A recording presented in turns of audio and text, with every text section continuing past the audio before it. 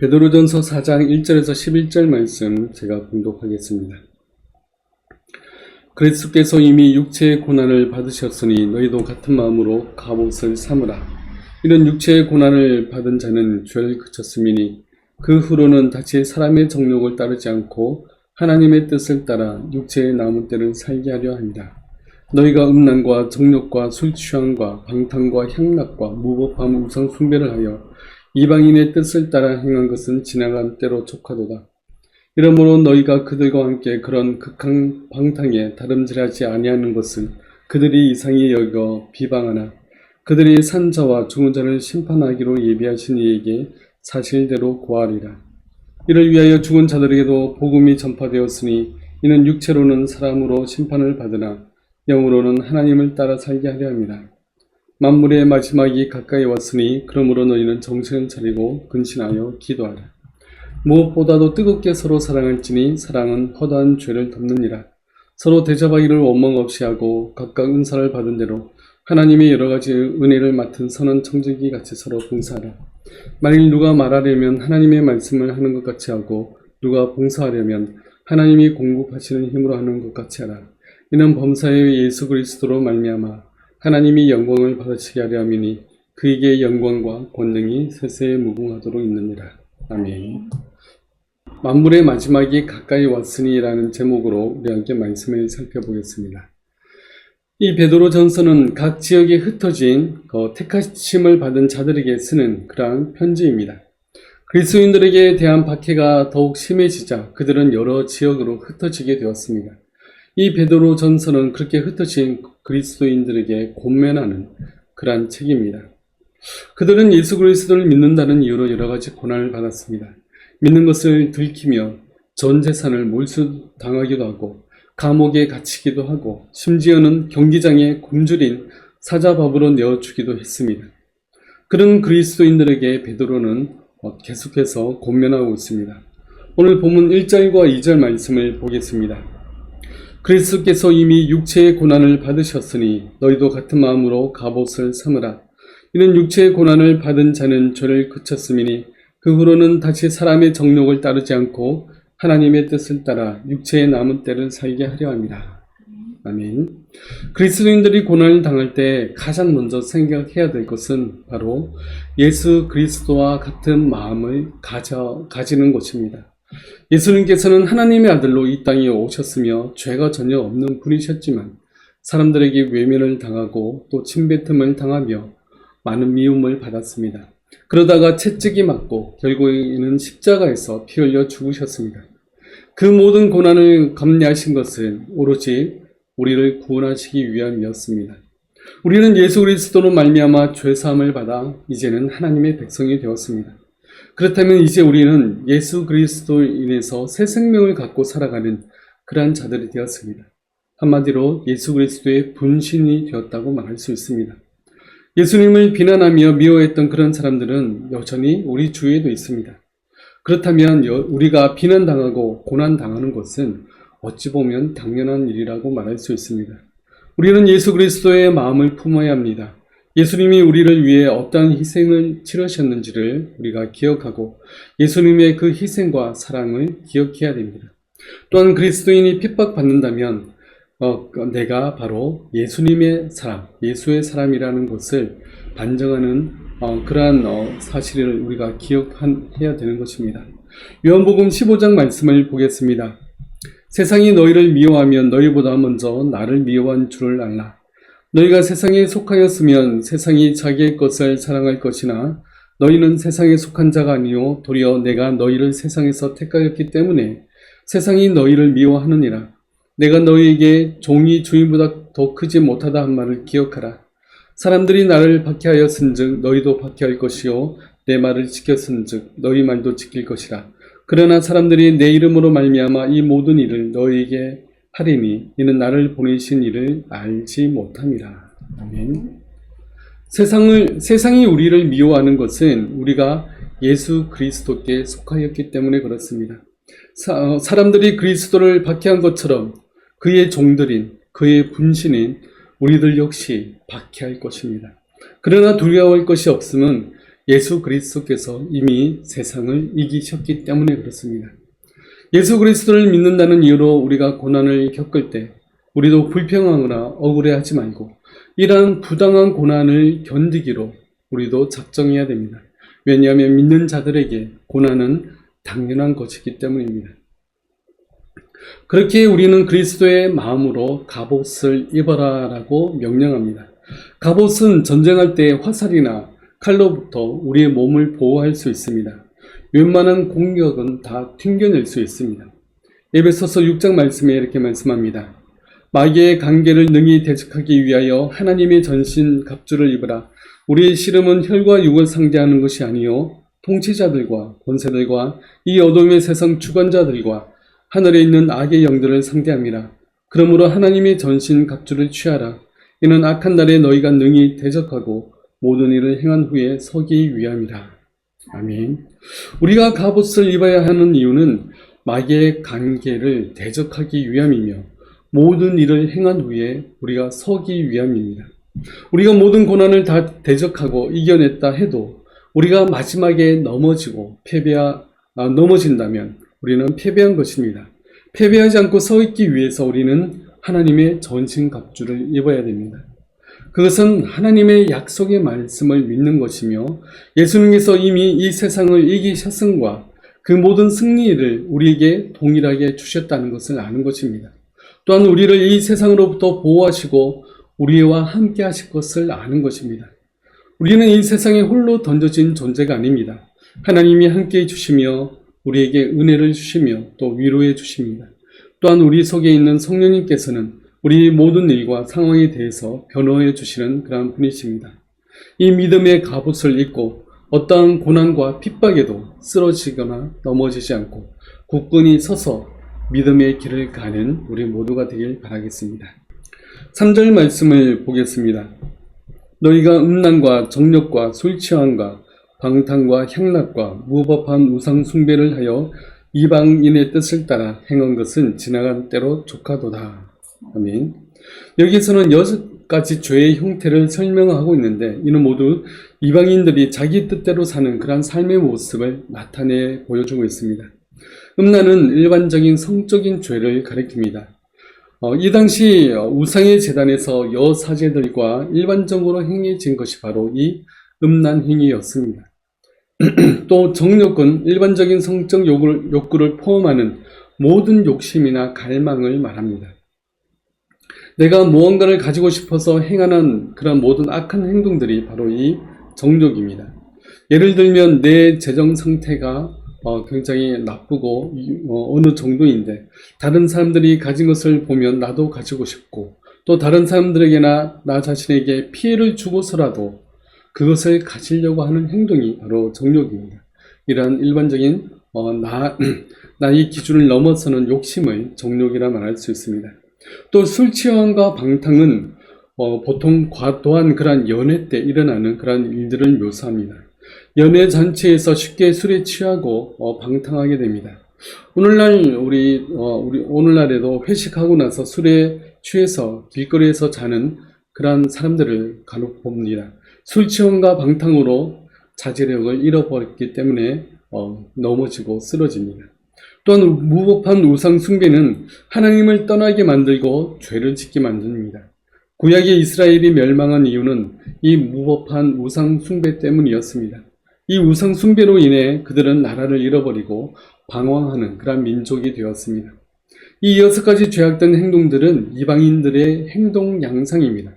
이방인이었다가 이제는 그리스도인이 된 사람들에게 베드로는 그 행위들은 이전 일로 지나간 때로 족하다라고 말합니다. 하나님을 알기 전 또 예수님을 믿기 전에 행했던 죄악적인 그런 모든 행동들은 이제 더 이상 행하지 말아야 됩니다. 그리고 예수님 믿기 전에 행했던 죄악들은 그때로 족합니다. 이제는 하나님의 백성이 되었기에 하나님의 뜻을 쫓아 살아가야 됩니다. 과거의 죄에 얽매이지 말아야 됩니다. 거기에 얽매이면 바른 신자의 삶을 살 수가 없습니다. 그리고 우리가 지은 죄는 과거의 죄로 충분합니다. 나는 선하게 살았기 때문에 조금 더 죄를 지어야 돼 라고 말할 수 있는 사람은 이 세상에 아무도 없습니다. 이제 우리가 앞을 바라보고 믿음의 길로 걷기를 우리는 힘써야 됩니다. 이제는 그리스도인으로서 하나님이 기뻐하시는 그런 삶을 살기 원하는 우리 모두가 되길 바라겠습니다. 과거의 죄는 그것으로 족합니다. 이제는 앞으로 더욱 나아감으로 말미암아 더욱 믿음의 길을 걷는 우리 모두가 되길 바라겠습니다. 4절에서 6절 말씀을 보겠습니다. 이러므로 너희가 그들과 함께 그런 극한 방탕에 다름질하지 아니하는 것을 그들이 이상히 여겨 비방하나 그들이 산 자와 죽은 자를 심판하기로 예비하신 이에게 사실대로 고하리라. 이를 위하여 죽은 자들에게도 복음이 전파되었으니 이는 육체로는 사람으로 심판을 받으나 영으로는 하나님을 따라 살게 하려 함이라. 아멘. 세상 사람들은 그리스도인들이 자신들과 같이 방탕을 즐기지 않는 것을 이상하게 여기고 비방합니다. 세상은 이렇게 좋은 것이 많고 또 마시고 즐기면서 살기도 바쁜데 그런 걸 하지 않는 그리스도인들에 대해서 이해를 하지 못합니다. 그러나 하나님은 그들에 대해서 심판하십니다. 그 심판에 대해서 사람들은 아니 하나님이 우리를 어떻게 심판하실 수 있느냐라고 반문을 합니다. 복음을 들어보지도 못한 자들이 많을 텐데 어떻게 우리를 심판하실 수 있느냐라고 말하기도 합니다. 그런 그들에게 대해서 말하기를 4장 6절 전반부에는 이렇게 말씀합니다. 죽은 자들에게도 복음이 전파되었으니 이 말씀을 근거로 예수님이 십자가에서 죽으시고 그의 영혼이 죽은 자들에게 가서 복음을 전파하셨다고 말하는 그런 사람들이 있는데 이거는 우리가 지난 시간에도 우리가 살펴보았듯이 예수님이 죽으신 후에 옥에 있는 영들에게 가서 말씀하신 것은 반역한 천사들에게 가서 승리를 선포하신 것입니다. 결코 지옥에 있는 자들에게 가신 것이 아닙니다. 그렇다면 이 죽은 자들에게 복음이 전파되었다는 말씀은 하나님이 복음을 믿지 않는 자들에 대한 심판이 정당하다는 말씀을 하시는 겁니다. 믿지 않고 죽은 자들에게도 그들이 살아있을 동안에 누구를 통해서 복음이 전파되었다는 말씀입니다. 복음을 듣고도 믿지 않는 그들을 심판하시는 하나님의 심판의 정당성을 설명하는 그런 부분입니다. 그래서 그 사람이 살아있을 동안에 복음이 전해졌고 그 복음으로 말미암아 그의 영혼이 구원받아 하나님을 따라 살게 하려는 것이었다는 것을 설명하는 내용입니다. 하나님은 공의로운 분이십니다. 그런 하나님께서 이미 죽은 사람들에게도 누군가를 통해서 이미 복음을 전파하셨다는 겁니다. 그들의 영혼이 지옥에 간 것은 그들이 복음을 받지 않고 거부했기 때문입니다. 그래서 죽은 자들이 지옥에 간 것은 그들이 살아있을 동안에 복음이 전해졌지만 그들이 믿지 않아서 심판을 받은 결과이기 때문이라고 말씀하는 것입니다. 지금이 은혜 받을 만한 때요 지금이 구원의 날이라고 이사야 선지자는 말합니다. 우리가 살아있는 동안이 바로 기회의 시간입니다. 문제는 우리가 언제 죽을지 모른다는 겁니다. 교통사고로 갑자기 죽을 수도 있고 또한 자연재해로 갑자기 목숨을 잃을 수도 있습니다. 그렇기 때문에 살아있는 이 순간이 바로 기회입니다. 나는 충분히 즐기다가 죽기 전에 와서 예수님을 믿겠다고 하는 사람은 매우 무지한 사람입니다. 우리는 언제 어디서 죽을지 그 누구도 알 수 없습니다. 죽음 이후에는 두 번째 기회는 절대 없습니다. 아직 믿음에 확신이 없는 분들이나 믿지 않는 분들은 지금 이 순간이 바로 기회입니다. 복음에 귀를 기울이고 또 그 복음을 듣고 그 복음을 마음속에 받아들이고 구원을 받으시길 바랍니다. 7절 말씀을 보겠습니다. 만물의 마지막이 가까이 왔으니 그러므로 너희는 정신을 차리고 근신하여 기도하라. 아멘. 베드로는 이 종말의 때에 성도들이 어떻게 살아야 되는지를 몇 가지 예를 들어 설명하고 있습니다. 만물의 마지막은 언제인지 아무도 알 수 없습니다. 하늘의 천사들도 알 수 없습니다. 그러나 예수님께서 죽으시고 부활하심으로 말미암아 이 종말의 때는 이미 시작되었습니다. 그리고 다시 예수님이 이 땅에 오실 때가 만물의 마지막 때입니다. 그래서 신약시대 전체는 바로 종말의 때입니다. 이 종말의 때, 이 마지막 때에 우리는 정신을 바짝 차리고 조심해야 되는 이유는 효과적이며 지속적으로 기도하기 위함입니다. 기도는 때를 얻든지 못 얻든지 항상 힘써야 되는 일입니다. 이 기도를 계속해서 하고 꾸준히 하기 위해서라도 우리는 정신을 바짝 차려야 된다고 말씀하고 있습니다. 이 땅에는 복잡하고 다단한 그런 일들을 하다 보면 거기에 정신을 팔려서 기도할 때를 얻지 못하는 경우가 너무나 많습니다. 그렇기에 다른 그 어떤 일보다도 더 중시해야 될 일은 바로 기도할 시간을 마련하는 겁니다. 그래서 기도로 하루를 시작하고 또 기도함으로 어떤 일을 우리가 시작해야 됩니다. 자기 전에도 기도로 하루로 마무리하도록 우리는 힘써야 됩니다.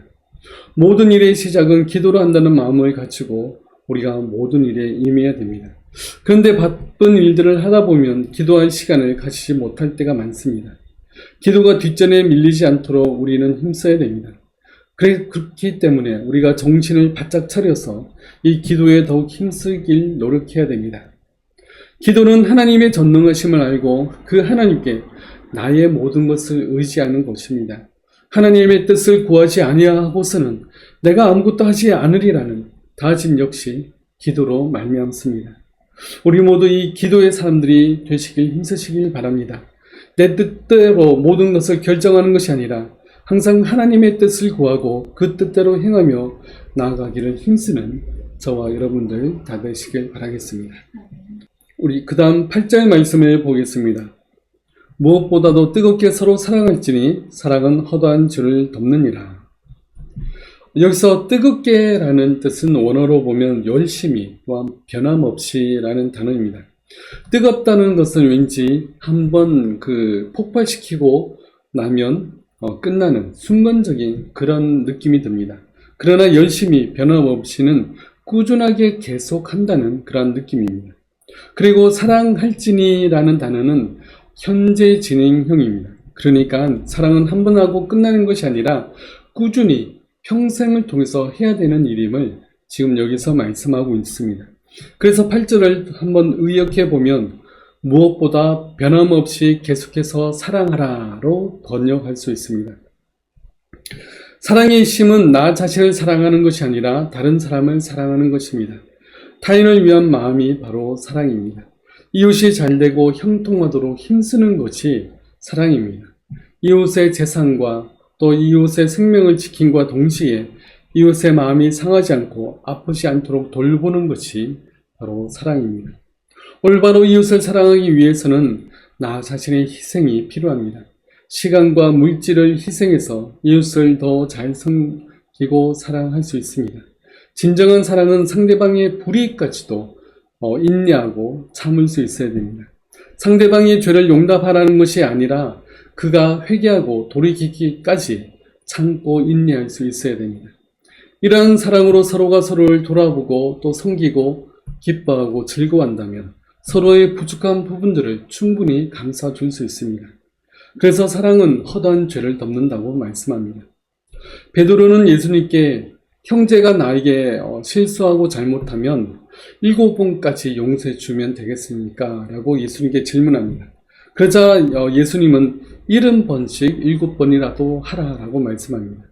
이것을 그냥 단순히 계산하면 490번입니다. 한 사람이 나에게 490번까지 잘못하더라도 용서해 주라는 것은 사실 무한정 용서해 주라는 말입니다. 그러니까 이웃을 용서하고 사랑해야 되는 것은 한두 번 하고 말 것이 아니라 평생에 걸쳐서 끊임없이 해야 될 일입니다. 이러한 사랑으로 이웃을 용서하고 사랑하길 힘쓰는 우리 모두가 되길 바라겠습니다. 그 다음 9절 말씀을 보겠습니다. 서로 대접하기를 원망 없이 하고. 이 당시 전도자들은 여러 지역을 다니며 복음을 전했습니다. 그러나 숙소와 머물 곳은 따로 없었습니다. 그래서 복음 전도자들을 위해서 많은 성도들이 자신의 집을 내어주고 섬겼습니다. 성도는 자신의 집을 숙소로 내어주고 그리고 식사 대접까지도 했습니다. 그런데 이 일을 원망 없이 하라라고 말씀합니다. 처음에는 자원하는 마음이 있었더라도 대접을 받는 사람이 고마움을 표현하지 않거나 아니면 자신이 재정적으로 큰 부담이 느껴진다면 그 가운데 원망하는 마음이 나올 수 있습니다. 그러나 오늘 말씀은 분명합니다. 원망 없이 하라. 다른 사람을 대접하고도 원망한다면 대접하지 아니함 못합니다. 내가 그리스도의 이름으로 다른 사람에게 대접을 했다면 그것은 곧 주님을 섬기는 일입니다. 우리가 주님을 섬기는 것은 우리에게 얼마나 큰 영광입니까? 그러므로 주님을 섬기는 마음으로 다른 사람을 대접해야 됩니다. 물론 오늘날은 자신의 집에서 복음 전도자들을 대접하진 않겠지만 그와 비슷하게 도움이 필요한 분들에게 자신의 시간과 물질을 들여서 돕는다면 원망하는 마음 없이 우리가 돕기를 힘써야 됩니다. 그러할 때 하나님도 기뻐하실 것입니다. 다른 사람을 섬기며 대접할 때 기쁜 마음으로 하시며 만약 대접받는 사람이 감사하는 마음이 부족하다 하더라도 우리는 주님께 대접한다는 마음으로 우리가 욕심 없이 그 대접하기를 힘쓰는 우리 모두가 되길 바라겠습니다. 마지막으로 10절에서 11절 말씀을 보겠습니다. 각각 은사를 받은 대로 하나님의 여러 가지 은사를 맡은 선한 청지기 같이 봉사하라. 만일 누가 말하려면 하나님의 말씀을 하는 것 같이 하고 누가 봉사하려면 하나님이 공급하시는 힘으로 하는 것 같이 하라. 이는 범사에 예수 그리스도로 말미암아 하나님이 영광을 받으시게 하려 함이니 그에게 영광과 권능이 세세에 무궁하도록 있느니라. 아멘. 우리는 각각 은사를 받은 대로 우리에게 맡겨진 사역들을 감당해야 됩니다. 각각 은사를 받은 대로 하라라고 말씀합니다. 이 말씀은 모든 은사를 다 가진 사람은 없겠지만 그러나 그리스도인들이라면 최소한 한두 가지는 은사를 가지고 있다는 것을 말해주고 있습니다. 우리가 은사를 받은 목적은 교회를 세우거나 다른 사람을 세우기 위함입니다. 그래서 결국에는 하나님께 영광을 돌리기 위함입니다. 내가 받은 은사로 내 영광을 취한다면 그것은 하나님께 드려져야 될 영광을 가로채는 그런 죄입니다. 내가 받은 은사로 하나님께 영광을 돌리길 힘쓰는 우리들 되시길 바라겠습니다. 베드로는 앞에서 이야기한 그리스도인들이 보여야 될 태도에 대해서 몇 가지를 소개하고 있는데 여기서는 그런 태도들을 종합해서 설명합니다. 그래서 누가 말한다고 하면 하나님이 말씀하시는 것 같이 하라라고 권면합니다. 내 감정과 기분을 섞어서 내 뜻대로 전하는 것이 아니라 하나님의 뜻을 온전히 전하기 위해서 힘써야 된다는 말씀입니다. 특히 강단에서 설교하는 목회자들이 이 부분에 있어서 특히 조심해야 됩니다. 성경을 해석하고 그것으로 설교할 때 내 생각을 담아서 말하거나 내 뜻을 말씀이라는 이름으로 포장해서 전해서는 안 됩니다. 하나님이 하시는 말씀의 그 본 뜻을 그대로 성도들에게 전해야 됩니다. 또한 성도들끼리 대화할 때도 하나님이 말씀하시는 것 같이 말해야 됩니다. 시기하며 질투하는 마음으로 상대방에게 말해서는 안 됩니다. 하나님이 말씀하시는 것처럼 말하도록 힘쓰시기 바랍니다. 그리고 누가 봉사하려면 하나님이 공급하시는 힘으로 하는 것 같이 하라고 권면합니다. 교회 안에서는 많은 봉사의 자리가 있습니다. 그런데 내가 봉사하는데 누가 인정해 주지 않는다고 우리가 실망해서는 안 됩니다. 어떤 분은 화장실 청소를 하는데 자신이 깨끗이 청소해 놓은 것을 다른 사람들이 지저분하게 사용한다면 그 마음이 상할 수 있습니다. 또 청소 봉사를 하는데 다른 사람이 또 인정해 주지 않는다고 우리가 실망하기도 합니다. 그러나 우리는 모든 봉사에 하나님이 공급하시는 힘으로 하는 것 같이 해야 됩니다. 하나님이 공급하시는 힘으로 하게 되면 우리가 피곤하지 않으며 항상 힘이 넘칠 수 있습니다. 또한 다른 사람들이 인정해 주지 않는다고 우리가 실망하지 않을 수 있습니다. 하나님께서 나를 아시고 내 희생과 내 봉사함을 알아주시기 때문에 다른 사람들의 태도에 별로 염려할 필요가 없습니다. 그래서 항상 기쁜 마음으로 봉사할 수 있습니다. 그런데 이런 말과 봉사는 범사에 예수 그리스도로 말미암아 하나님의 영광을 받으시게 하는 것이 목적입니다. 당연히 우리의 말하는 것과 봉사는 결국 하나님의 영광을 드러내기 위한 것임을 우리가 잘 알고 있습니다. 그렇다면 우리가 그렇게 하도록 더욱더 힘써야 됩니다. 이런 말과 봉사는 보통 교회 안에서 이루어집니다. 말로 가르치며 설교하는 일이라든지 봉사함으로 교회를 세우고 성도들을 세우는 일들이 다 하나님의 영광을 위한 일입니다. 그런데 오늘 본문에서는 이 범사에라는 단어를 넣어서 강조하고 있습니다. 이는 우리의 모든 삶에서 그러해야 된다고 말씀합니다. 교회 안에서뿐만 아니라 교회 바깥에서도 말과 봉사에 있어서 하나님이 주시는 힘으로 해야 되며 하나님께 영광을 돌려야 된다고 말씀합니다. 그 말은 믿지 않는 사람들을 대할 때나 또 우리가 가정에서나 학교에서나 우리의 직장에서나 우리의 모든 장소에서도 우리가 말할 때 하나님이 말씀하시는 것 같이 해야 되며 또 우리가 봉사나 다른 사람들 섬길 때 하나님이 공급하시는 힘으로 우리가 봉사를 해야 됩니다. 그래야 우리가 모든 사람 앞에서 특히 가족 앞에서도 또한 믿지 않는 사람들 앞에서도 하나님께 영광이 되는 그런 말과 봉사를 하는 우리 모두들 되시길 바라겠습니다. 이것이 오늘 베드로가 우리에게 강조하는 하나님의 말씀인 것입니다. 우리 함께 기도하겠습니다.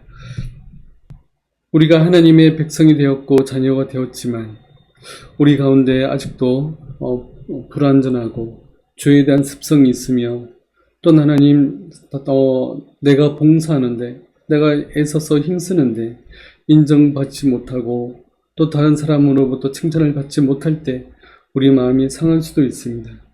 그러나 하나님, 우리는 모든 일을 하나님께 영광을 돌리는 그러한 삶을 살 수 있도록 도와주옵소서. 결국에는 하나님께 영광을 돌리기 위하여서 우리가 희생하며 또 우리가 섬기며 봉사하며 또 우리가 모든 만전을 할 수 있도록 우리와 함께하여 주옵소서. 그리하여 모든 일 가운데서 하나님께 영광 돌리며 또 하나님을 위해서 우리가 모든 희생을 할 수 있도록 주님 도와주시옵소서. 지금은 십자가 위에서 우리의 모든 죄를 사하신 주 예수 그리스도의 은혜와 우리를 사랑하시되 끝까지 사랑하시는 하나님의 사랑하심과 성령님의 함께하심이 오직 하나님이 주시는 힘으로 말하며 봉사하길 원하는 우리 모든 성도들 머리 위에 지금부터 영원토록 함께하실지어다. 아멘.